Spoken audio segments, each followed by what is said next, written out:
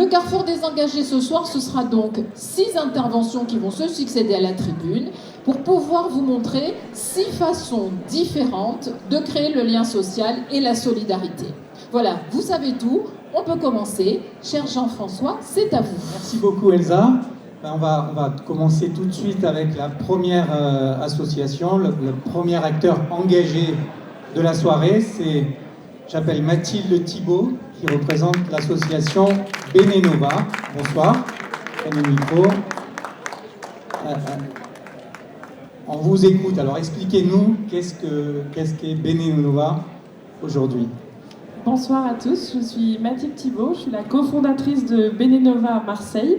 Donc pour commencer, ce que j'aime bien faire, c'est vous faire participer. Alors je voulais vous demander dans la salle, est-ce que vous pouvez lever la main si récemment vous avez aidé quelqu'un ou si vous avez participé à une action, donné de votre temps pour une association? Voilà, je suis au bon endroit. Bravo. Donc je pense que vous n'avez pas besoin de moi pour savoir les effets positifs qu'ont le bénévolat, l'entraide, le fait de se sentir utile, de pouvoir aider des personnes ou même prendre soin de la planète ou rencontrer simplement d'autres Marseillais. Donc nous, chez Benenova, notre objectif c'est de faciliter l'engagement citoyen et de lever les freins à l'engagement, parce que peut-être que vous vous êtes déjà dit « j'ai pas le temps, je sais pas quelle association choisir, est-ce que je suis vraiment légitime de pouvoir aider, est-ce que j'ai les compétences ?» Donc nous, on a 2 missions. La première, c'est d'accompagner les associations du territoire en co-construisant des missions de bénévolat ponctuel qui sont inclusives, qui sont accessibles, ça veut dire des missions qui sont courtes, qui sont accessibles par exemple PMR, qui vont pouvoir avoir des briefs spécifiques pour des personnes en situation d'autisme, des missions qui sont courtes pour des personnes qui n'ont pas forcément le temps de pouvoir rester 5 heures dans une association. Donc notre première mission, c'est d'accompagner les associations dans ce sens. Et notre deuxième mission, c'est de vous accompagner, vous, les personnes qui ont envie de s'engager, pour faire le lien avec ces associations en vous proposant ces actions sur notre site internet benenova.fr. Donc vous allez trouver un calendrier avec plein d'opportunités de vous engager sur différentes thématiques. Par exemple, vous pouvez faire une maraude sociale à Castellane avec entourage. Vous pouvez aller danser au bal des seniors d'ensemble de générations, repeindre les murs de l'auberge marseillaise dans le 8e, ou encore faire un ramassage de déchets au parc Borély avec Lynn Macalanque ou Très Envie de Sport, qui sont pas très loin aussi. Donc plein de possibilités de vous engager. Donc ça déjà, j'espère que ça vous aide. Il y a combien d'initiatives référencées sur votre site? Là, on a une action par jour.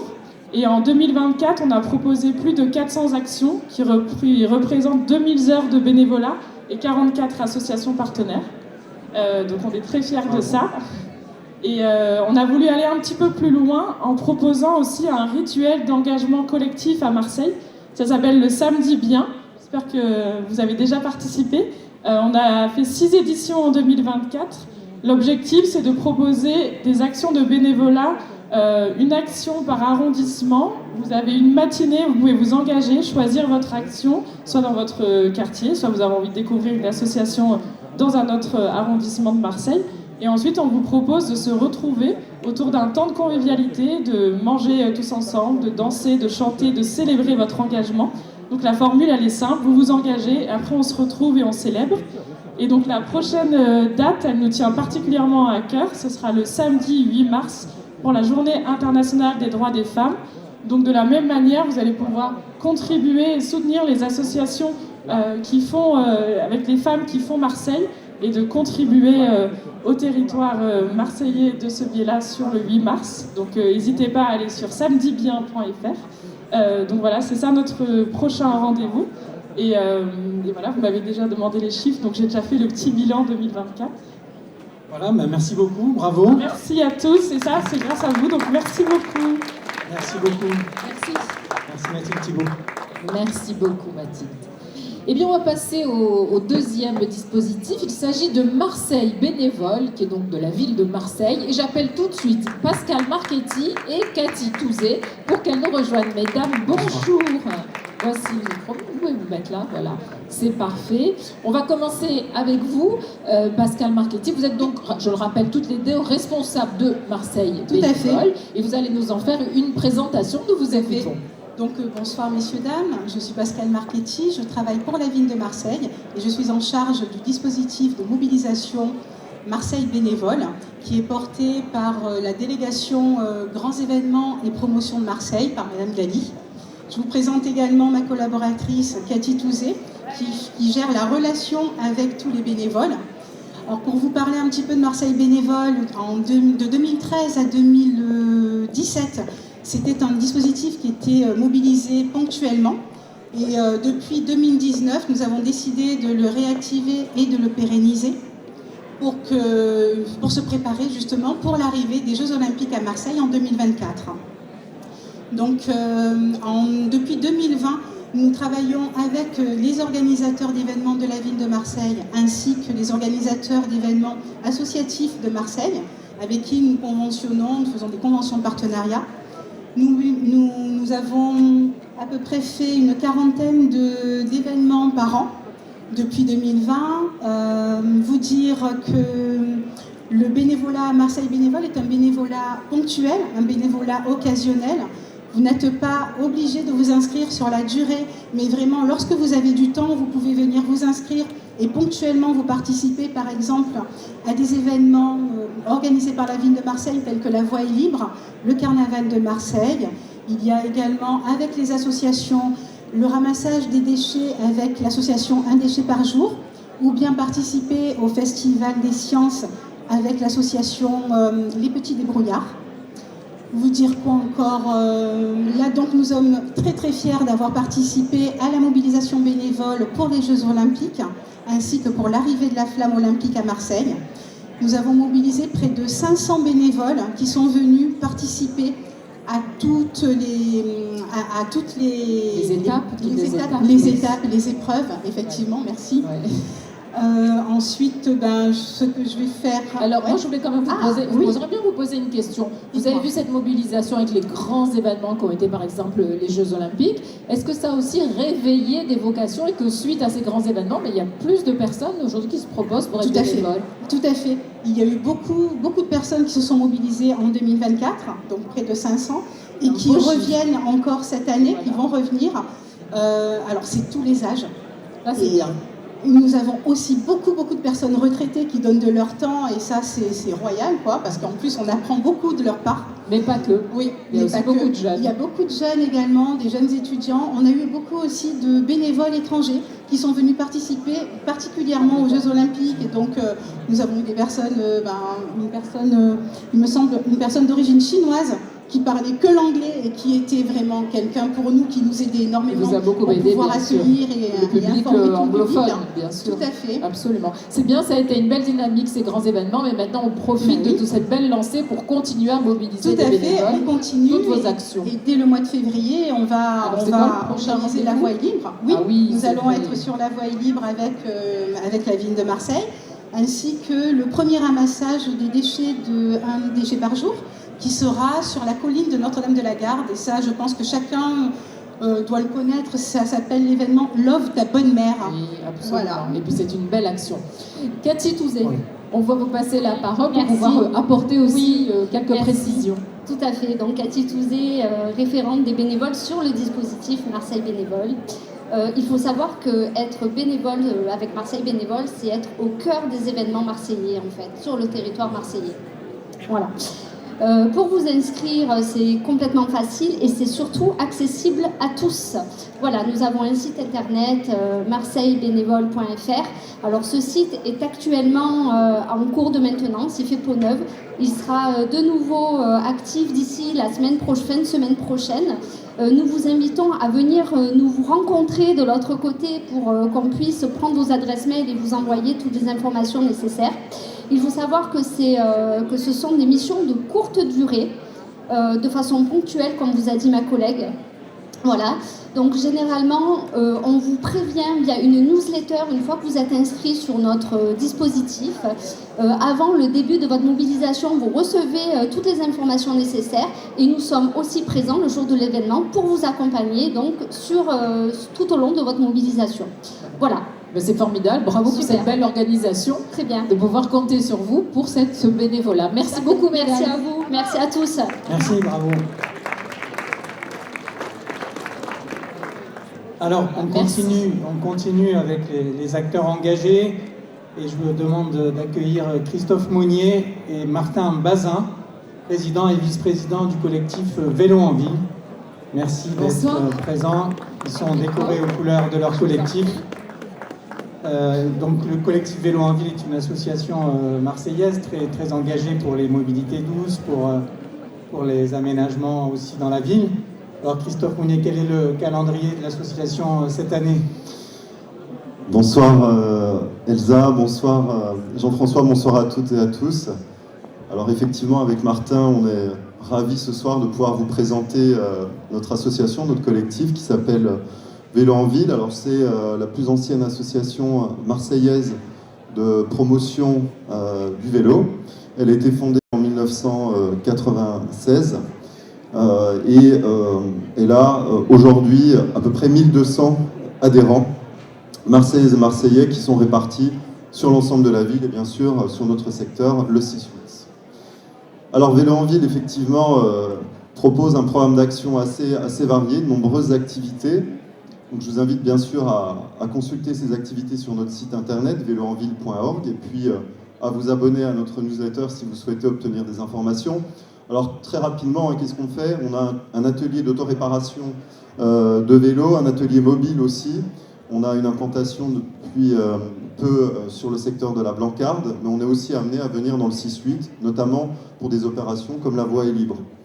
On a notre activité, bien sûr, de promotion, développement des aménagements cyclables, mais aussi une vélo-école au Parc Borelli tous les samedis matins pour apprendre aux enfants et aux adultes qui le souhaitent ou qui souhaitent aussi une remise en selle pour pouvoir utiliser davantage au quotidien le vélo. Et donc, on propose également des balades dans Marseille et en dehors de Marseille pour pouvoir découvrir en groupe à vélo. On sait que c'est pas toujours facile de circuler à vélo à Marseille et donc on souhaite aussi montrer des itinéraires qui sont praticables également en famille. Ce sont des parcours sécurisés avec un encadrement sans risque. Alors, donc justement, un de nos combats, c'est pouvoir faire du vélo à Marseille de manière beaucoup plus sécurisée.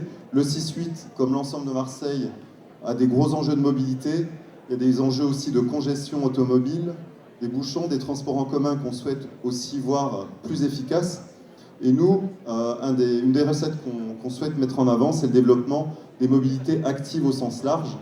Donc c'est le vélo, mais c'est aussi la marche à pied.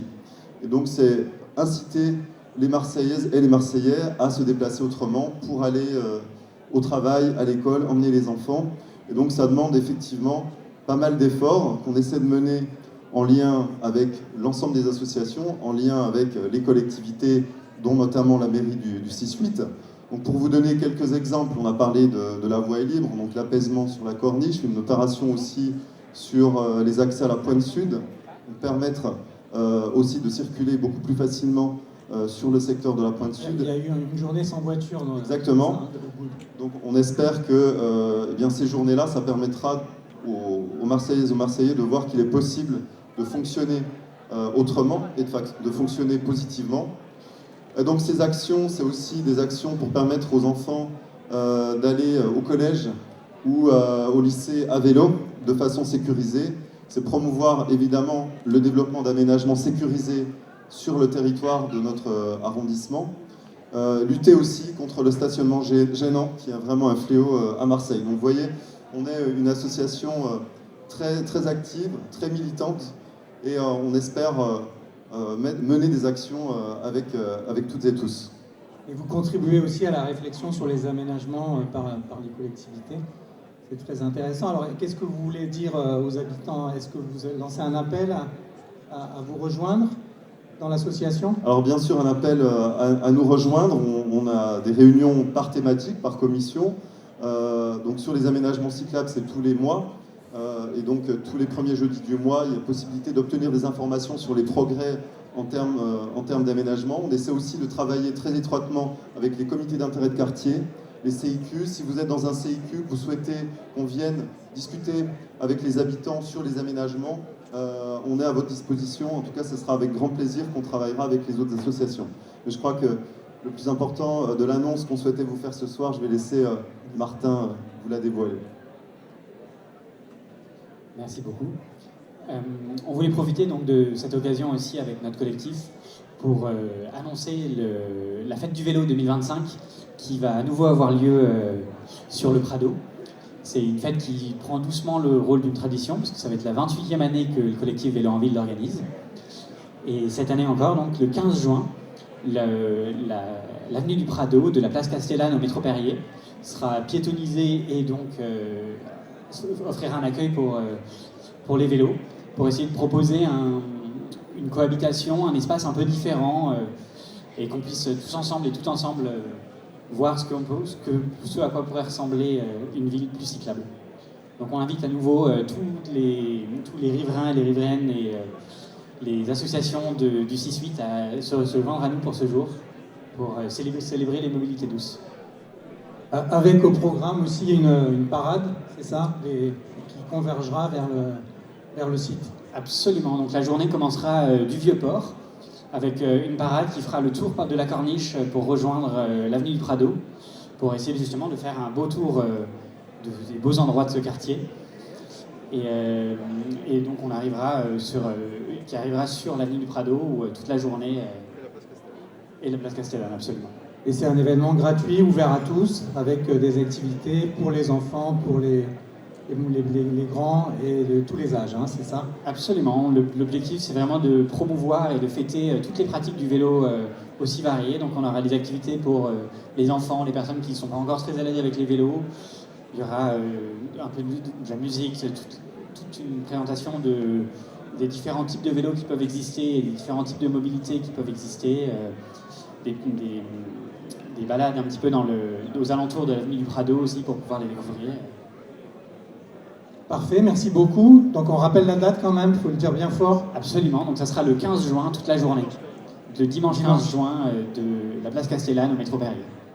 Merci beaucoup. Merci Christophe Monnier, Vincent Bazin, président et vice-président du collectif Vélo en Ville. Ben voilà, je crois que je vais m'acheter un vélo et je vais m'y mettre moi aussi. Hein. Il serait temps.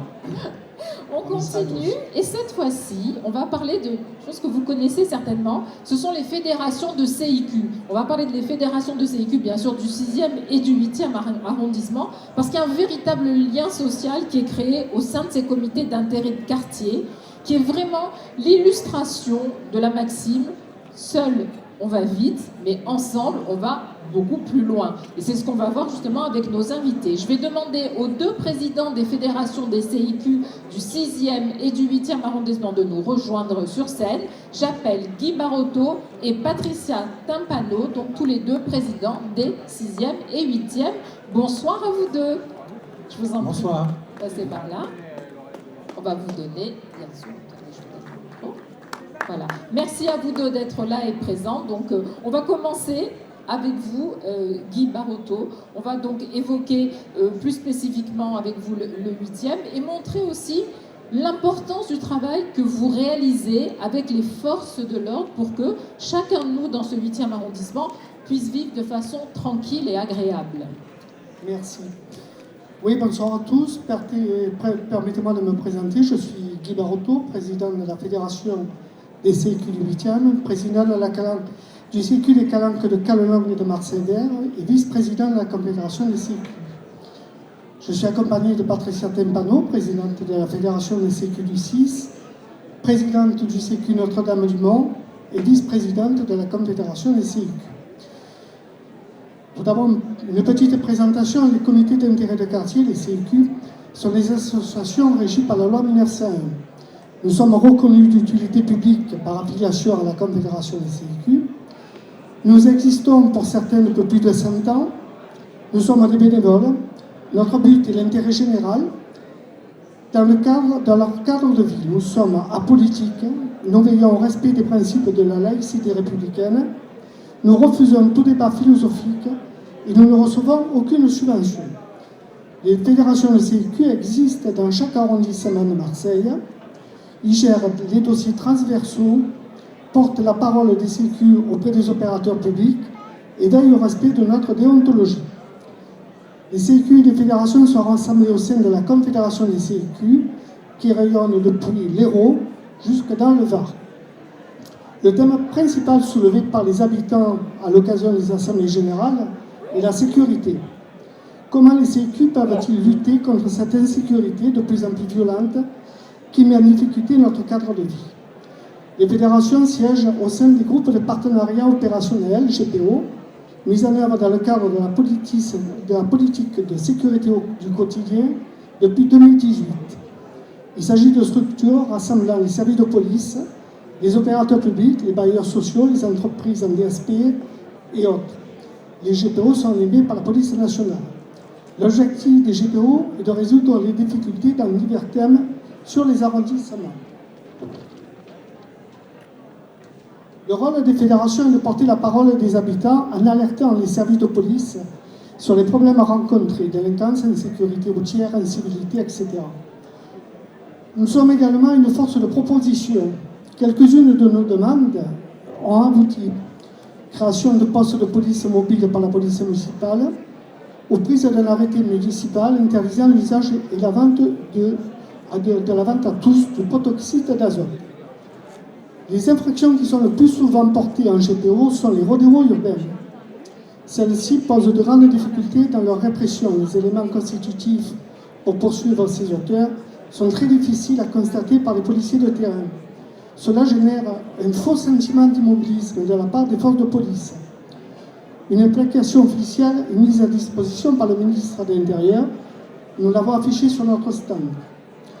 Les CQ sont également partenaires sur les grands projets mis en place sur notre arrondissement, comme l'apaisement du littoral sud, avec la mise en place de la limitation à 30 km/h sur les voies les plus accidentogènes ou l'aménagement des abords des établissements scolaires.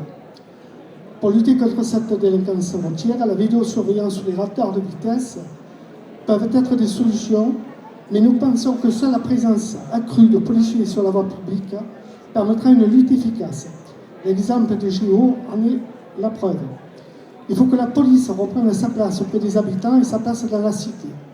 Cela passe par une proximité de tous les jours et que des locaux de type poste de police revoient le jour dans nos quartiers.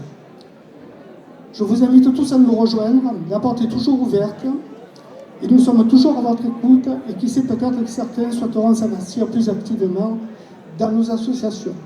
Absolument. Merci beaucoup. Avant de passer la parole à à Patricia, je voudrais quand même saluer dans la présence dans la salle de celles et ceux qui justement vous permettent de faire l'excellent travail que vous venez d'évoquer pour pouvoir lutter grâce aux forces de l'ordre. Je voudrais saluer dans le public les représentants de la police nationale, notamment du major Philippe Etourneau du commissariat de police du 8e arrondissement. On peut l'applaudir, très investi justement dans cette coopération. Et également le major Vincent Passe pour le commissariat des 1er et 6e arrondissements. Voilà, c'est important de rappeler que c'est avec eux que vous travaillez au quotidien. On va donner la parole à Patricia Tampano pour nous parler plus spécifiquement du 6e arrondissement. Nous vous écoutons, madame. Bon, je vais être assez brève, donc moi je suis Est-ce que c'est... Je vais essayer d'être un peu brève, donc je suis la présidente des CIQ du 6e arrondissement. Bon, c'est un arrondissement à forte densité, c'est un petit arrondissement effectivement qui n'a pas du tout les mêmes distinctions que le 8e. Toutefois, je partage pleinement les propos de Guy Barotto ainsi que les orientations et les actions que nous entreprenons dans le cadre de la GPO en collaboration avec les différentes instances impliquées. Nos rapports avec ces instances de sécurité visent à améliorer notre cadre de vie, en particulier ce qui concerne les conflits d'usage dans l'espace public, les nuisances sonores civiques et la vie nocturne. Selon les quartiers, nous sommes confrontés à des problématiques variées qui sont de l'encombrement des trottoirs à une circulation automobile excessive ainsi que la vitesse, et ce au détriment des piétons et des mobilités douces. Le cours du Tour en est un exemple si vous le connaissez. Enfin, le développement des terrasses depuis la fin de la pandémie et les nuisances sonores, par exemple la musique amplifiée, en particulier dans les quartiers festifs, sont d'autres préoccupations majeures. En collaboration avec la mairie, la métropole et les forces de sécurité, nous nous appuyons sur les retours de terrain, sur les réunions que nous avons et nos constats pour orienter nos actions, nos demandes et suggestions. À cet égard, plusieurs initiatives ont été mises en place, par exemple le renforcement de la gestion de stationnement des 2 roues, avec la création de parkings dédiés, la mise en place de zones limitées à 30 km/h et des propositions pour modifier certaines trames circulatoires qui contribuent entre autres à la sécurisation de la sortie des écoles. En ce qui concerne la vie nocturne et les nuisances sonores et civiques, nous savons que les réponses sont difficiles et complexes, et nous œuvrons pour que les difficultés liées à cette activité, ayant un impact direct sur la vie des habitants, soient prises en compte. Nous partageons avec Guy Barotto la nécessité d'une présence de médiation, de régulation et de renforcement de la police municipale. En conclusion, il est quand même important de préciser que l'action des CIQ ne se limite pas à la problématique de sécurité. Elle englobe également ce qui a trait à l'entretien, la propreté, la voirie, la végétalisation, la solidarité et d'une manière plus générale, tout projet en lien avec notre cadre de vie et le mieux vivre ensemble. Merci. Merci beaucoup, madame. Merci beaucoup. Merci, et c'est vrai, et bravo pour le travail que vous faites. Je vous en prie, pour c'est de ce côté. Merci. On va passer à la 5e séquence des acteurs engagés dans ce carrefour passionnant.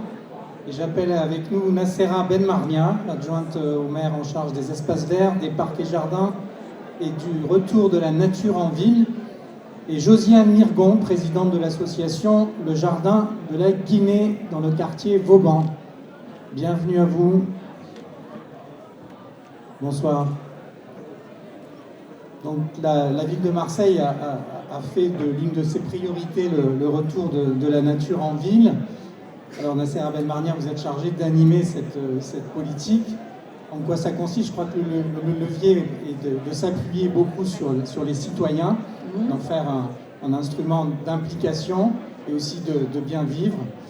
Ben, tout à fait. Moi, aujourd'hui, je suis très fière d'être avec vous ce soir parce que ça nous permet de pouvoir valoriser tout ce travail collectif qui est mis en place par la ville de Marseille et les citoyens. Ici, on a un bel exemple qui va nous expliquer ce qu'on a fait en commun.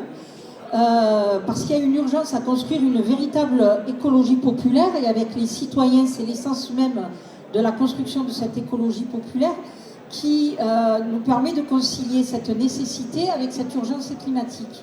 Alors en même temps, on n'a pas eu beaucoup d'efforts à faire parce que c'est dans l'ADN de cette majorité municipale, et il y a 2 points dans notre ADN qui concernent plus particulièrement cette écologie populaire. C'est de remettre de la nature, c'est la consigne du maire de Marseille, c'est une volonté politique, effectivement une véritable politique publique, remettre de la nature en ville partout où c'est possible, et puis évidemment de le faire avec vous les citoyens, parce qu'on ne peut rien faire tout seul, on le fait grâce à une administration municipale qui est très active, des agents qui sont à votre service au quotidien, et puis bien évidemment les citoyens.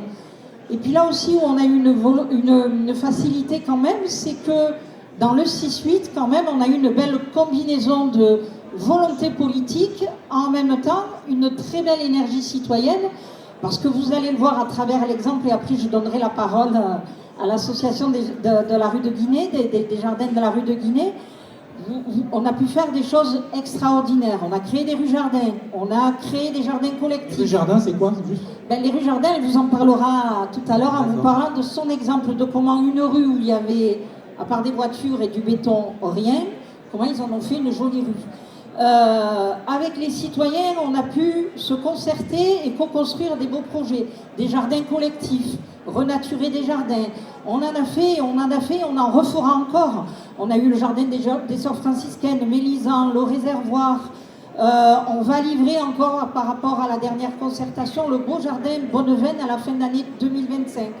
On va créer une belle trame citadine sur le chemin de la Sarrette qui va vous permettre, les habitants et les Marseillais, d'aller jusqu'au jardin de Bortoli. Vous voyez que tout est mis en place grâce à cette forte mobilisation des Marseillais, de notre administration municipale et cette forte volonté politique du maire de Marseille, d'Olivia Fortin, et de tous les adjoints que vous croisez ce soir et qui ne sont pas à la tribune avec nous, mais qui eux s'activent aussi au quotidien.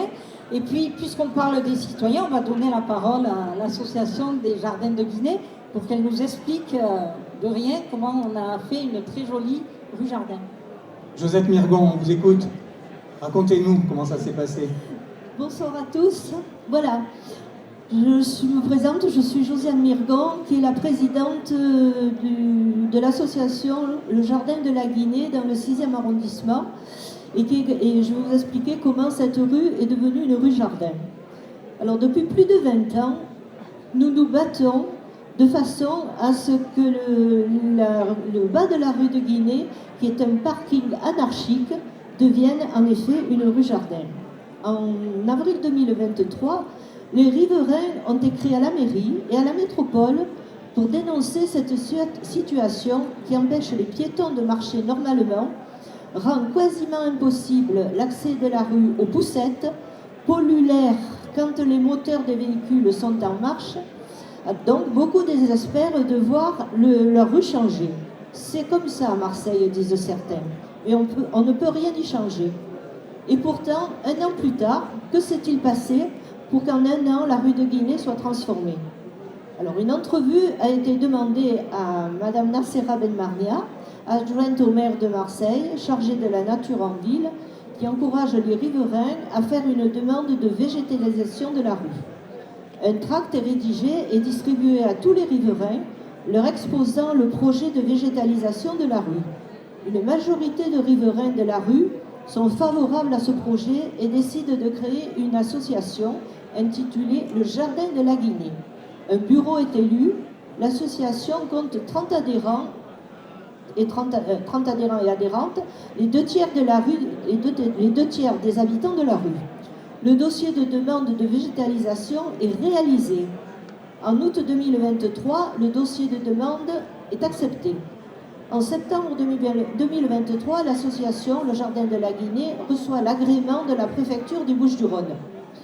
Dans le cadre du permis de végétalisation qu'elle a accordé, la ville de Marseille a accordé 32 plantes aux riverains de la rue afin qu'ils en fassent une rue jardin. En octobre 2023, une action de végétalisation est programmée sur un week-end afin que tous les riverains puissent disposer leurs plantes ensemble dans la rue. Des jardinières sont disposées de part et d'autre du bas de la rue de Guinée afin d'empêcher les voitures d'y passer et d'y stationner. En novembre 2023, afin de remercier les habitants de la rue et les élus qui ont soutenu la démarche, une inauguration de la rue a été organisée. En février 2024, une demande de pose de potelets de part et d'autre du bas de la rue de Guinée est effectuée à la métropole afin d'empêcher les conducteurs de véhicules de déplacer les jardinières et d'y placer leurs voitures et leurs camionnettes. À ce jour, la métropole n'a fourni aucune réponse à notre demande. En avril 2024, une nouvelle action de végétalisation de la rue est organisée durant un week-end pour renforcer le verdissement de la rue. Les enseignements à tirer de cette expérience: l'union des habitants est la meilleure façon de sortir du fatalisme. Le soutien des élus de la ville de Marseille à la création de la rue Jardin a été très important. Il a encouragé la naissance du projet de rue Jardin en montrant que c'était possible. L'addition des talents des habitants a permis de réaliser le dossier, assez compliqué, de demande de végétalisation. La création d'une association a permis la création d'un lien très régulier entre les riverains. La création d'un groupe WhatsApp a permis le partage régulier d'informations entre les riverains. L'embellissement de la rue est visible et de nombreux riverains et habitants du quartier éprouvent du plaisir à passer dans la rue de Guinée. Les relations entre les riverains sont devenues beaucoup plus conviviales grâce à la réalisation de cette rue. Des habitants s'entraident et se rendent des services. Un sentiment de fierté est né devant ce que nous avons su faire en commun. La participation des enfants a été un motif de joie pour toutes et tous, et l'envie de voir d'autres rues du quartier se verdir a grandi et motive des habitants à s'engager pour végétaliser le quartier. À venir, au printemps prochain, au beau jour, nous allons faire un nettoyage de rue et remplacer les plantes mortes. À la date anniversaire de la rue, nous avons fait un goûter dans la rue et nous prévoyons de faire dans quelques temps un gâteau des rois. Voilà. Bravo. Je voulais juste rajouter un truc, c'est que dans le 6-8, ça paraît long comme ça, mais il y a eu 28 rues jardins qui se sont créées depuis 2020. Et ce sont des lieux de sociabilité, de calme et de bien-être. Bravo. Merci beaucoup. Merci, mesdames. Merci. Je voudrais profiter, avant de passer à la dernière partie de cette présentation, vous rappeler que les stands vous attendent. Si vous avez été conquis par l'une de ces associations, si vous voulez en savoir plus, des stands vous attendent juste derrière pour que vous puissiez avoir plus de détails, vous inscrire, devenir bénévole si ce n'est pas déjà le cas, voilà, et en savoir un peu plus. Je pense que c'est important. Moi, j'aimerais bien que vous êtes très nombreux ce soir. J'aimerais bien que vous vous approchiez un petit peu plus. Il y a de la place devant. N'hésitez pas, cette place est faite pour vous. Donc venez du fond. Vous pouvez avancer, pas devant la caméra, mais avancer un petit peu plus. Comme ça, vous pouvez être parmi nous, évidemment. On va passer déjà, j'allais dire, à la dernière présentation, parce que le temps passe vite pour ce carrefour. On va parler de quelque chose que vous connaissez certainement, de la Nuit de la Solidarité. On va d'ailleurs vous donner très bientôt rendez-vous, puisque c'est la semaine prochaine. On va parler de l'implication de citoyennes pour cette Nuit de la Solidarité, qui est initiée par la ville de Marseille, qui existe chaque année. Pour en parler, je vais appeler tout de suite Audrey Garino. Je vais lui demander de nous rejoindre ici. Elle est adjointe au maire, justement en charge de la solidarité et de l'égalité des droits. On va pouvoir évoquer, bonsoir, on va pouvoir évoquer avec vous cet élan de solidarité qu'il y a lors de la Nuit de la Solidarité, qui, je crois, va se dérouler cette année, très bientôt, puisque c'est le 23 janvier. Exactement. Bonsoir à toutes et tous.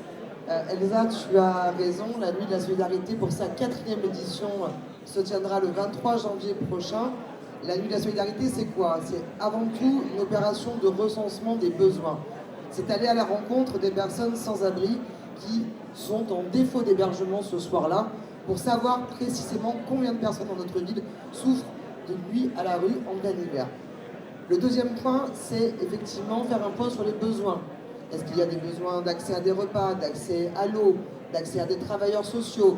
Donc tout ça, c'est un questionnaire qui va être soumis ce soir-là aux personnes sans abri. Et le troisième point, c'est changer le regard. Changer le regard sur la grande exclusion, changer le regard sur celles et ceux qui, par un accident de la vie, se retrouvent aujourd'hui dans une situation de rue extrêmement compliquée.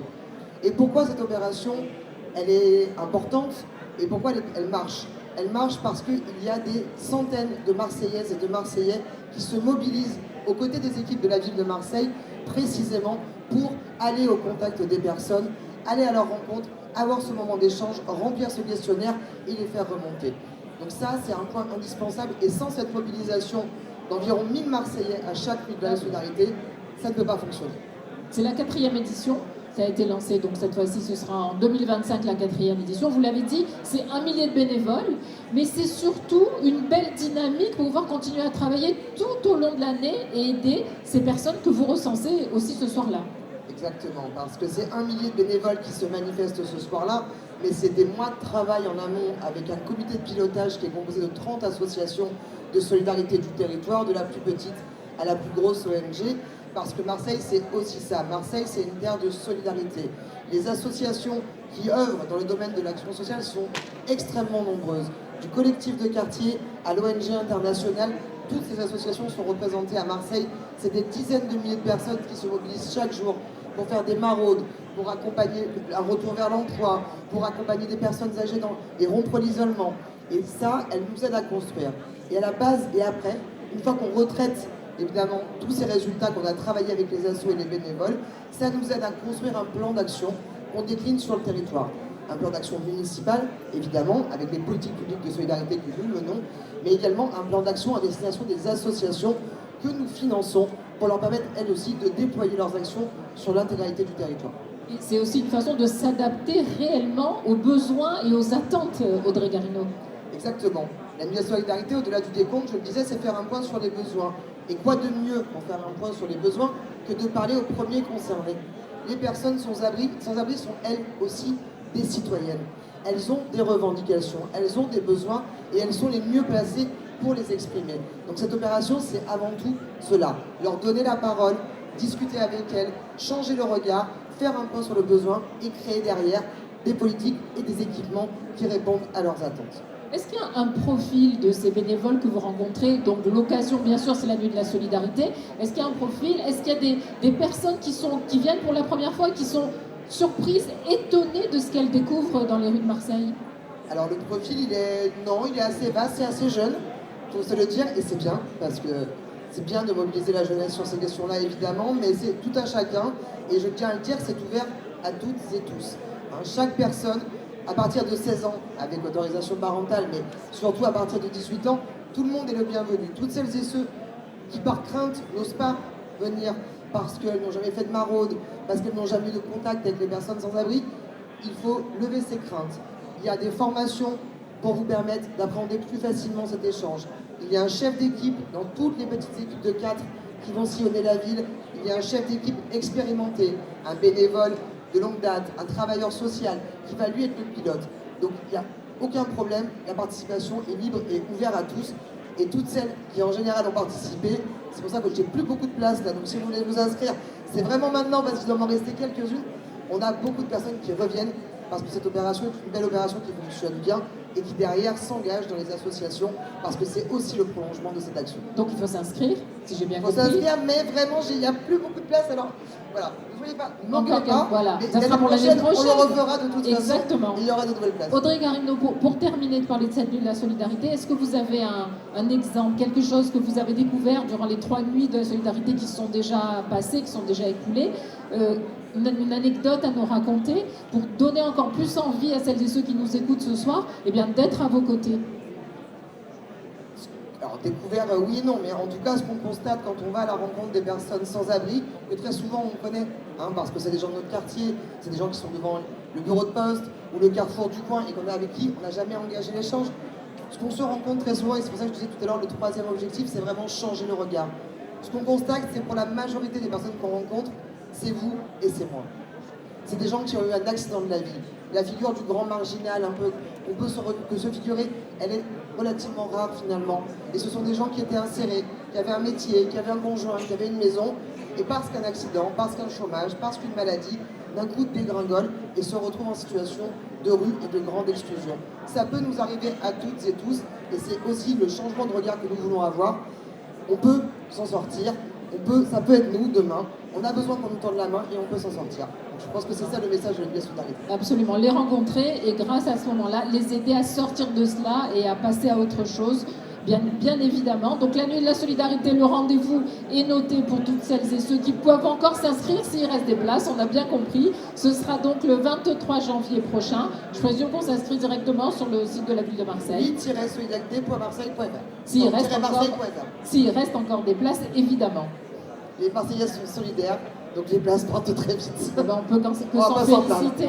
On ne peut que s'en féliciter, il me semble. Merci Audrey Garino. Merci beaucoup pour ce témoignage.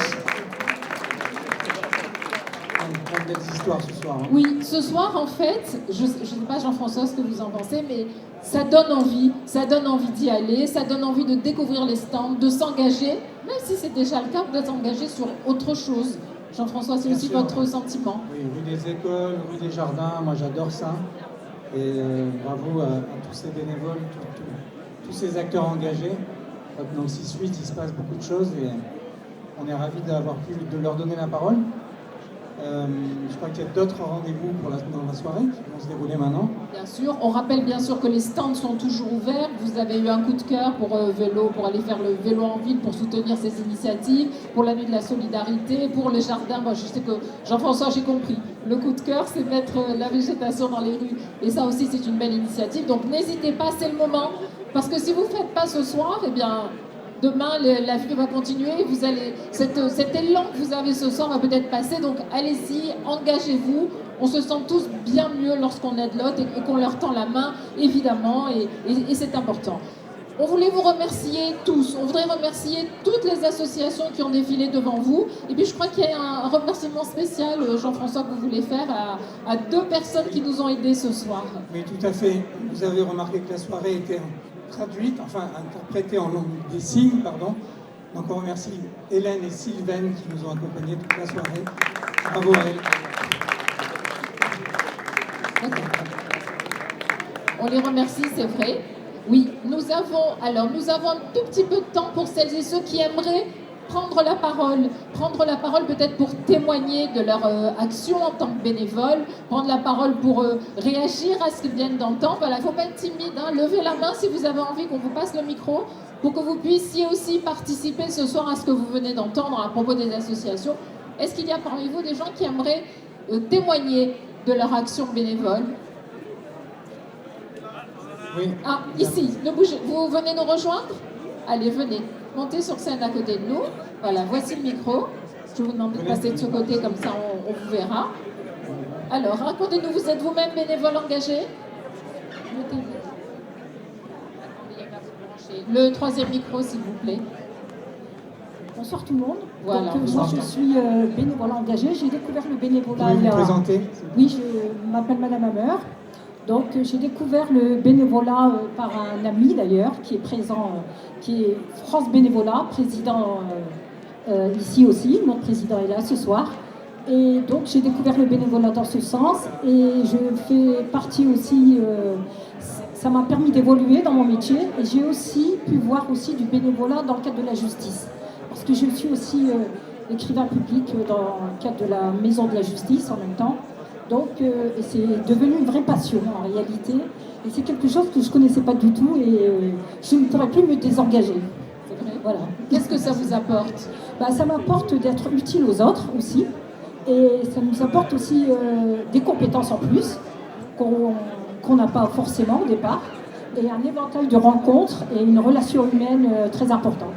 Et ça, c'est le plus beau des cadeaux. Bravo madame, bravo pour cet engagement. Merci pour ce témoignage. Est-ce qu'il y a une autre personne qui voudrait venir témoigner, qui voudrait expliquer son engagement et cette volonté d'aider les autres? Faut pas être timide, hein? Allez. Allez-y, venez. Je sens que vous avez envie de venir. Allez, venez. Venez nous rejoindre. Vous savez, quand on a une occasion comme celle-là, il ne faut pas la rater. Parce qu'on a besoin de vous entendre.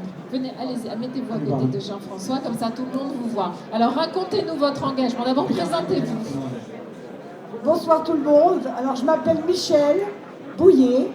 Et à l'âge de 15 ans, j'ai commencé ma première maraude. Voilà. Papa m'a donné l'autorisation et donc j'ai continué. Je me suis mariée à 18 ans et demi. Et après, je suis venue habiter Marseille, une ville que j'adore. Et je changerai pour jamais rien au monde.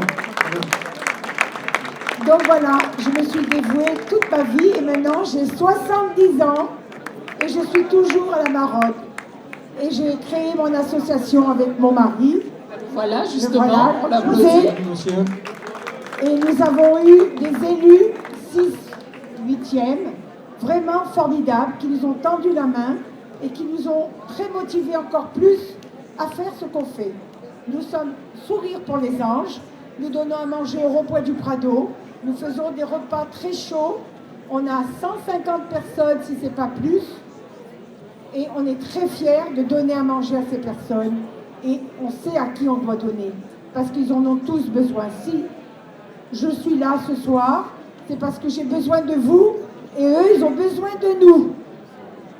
Comment on peut vous aider du coup? Alors, j'ai une carte sur ma table. Alors, vous appelez Michel au 07 61 85 54 57. Mais j'ai les documents sur ma table. Et je vous ferai part de notre soutien pour ces personnes-là. Et on a besoin que vous nous aidiez énormément, surtout les denrées alimentaires. On a besoin de denrées alimentaires car il y a de plus en plus de monde, personnes âgées, enfants, enfin il y a de tout le monde. Il y a tout le monde. Des femmes seules, exactement. Alors nous faisons à manger et nous donnons le panier pour qu'ils repartent. Prêt. Oui.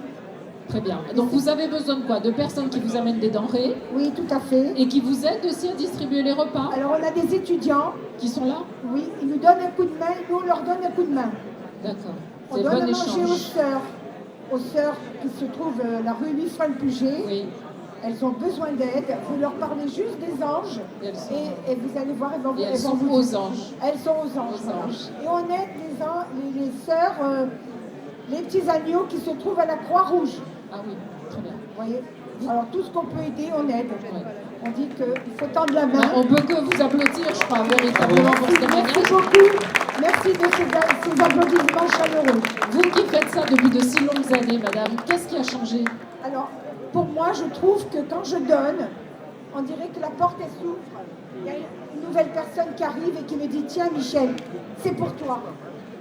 Voilà, je t'aide. Toi, tu aides, moi, je aide. » On a vu des gens dans la rue sans chaussures, sans manteau. Mon mari s'est déshabillé, il leur a donné le manteau.